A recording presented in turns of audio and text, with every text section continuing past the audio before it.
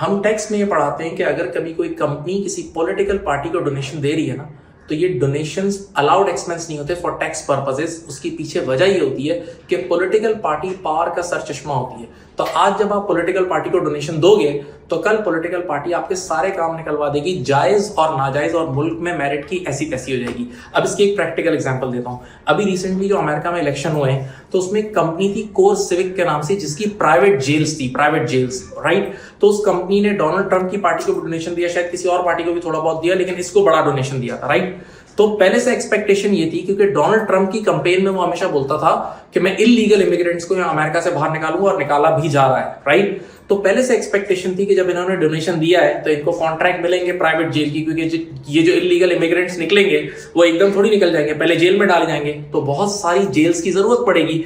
तो वो private jail की कंपनी ये थी कोर सिविक, राइट। तो बाकायदा इस एक्सपेक्टेशन की बेसिस पे इस कंपनी की शेयर प्राइस $12 से चली और $23 का हाई बनाया उसने डोनाल्ड ट्रंप की जीत के दिन, यानी इतना। तो जिन लोगों ने राइट टाइम पे खरीदे थे उनको गेन हो गया। और बाकायदा जब डोनाल्ड ट्रंप साहब पावर में आए तो आपने देखा होगा कि इस कंपनी को न्यू जर्सी में एक $20 मिलियन का प्राइवेट जेल का ये इलीगल इमिग्रेंट्स का कॉन्ट्रैक्ट मिला। तो देखें, जब आप पॉलिटिकल पार्टी को डोनेशन देते हो तो ये बेनिफिट आपको हमेशा मिलता है। ये लॉजिक है उसकी, जो मैंने आपको टैक्स के भी बताई। उम्मीद है आपको बात पसंद आई होगी।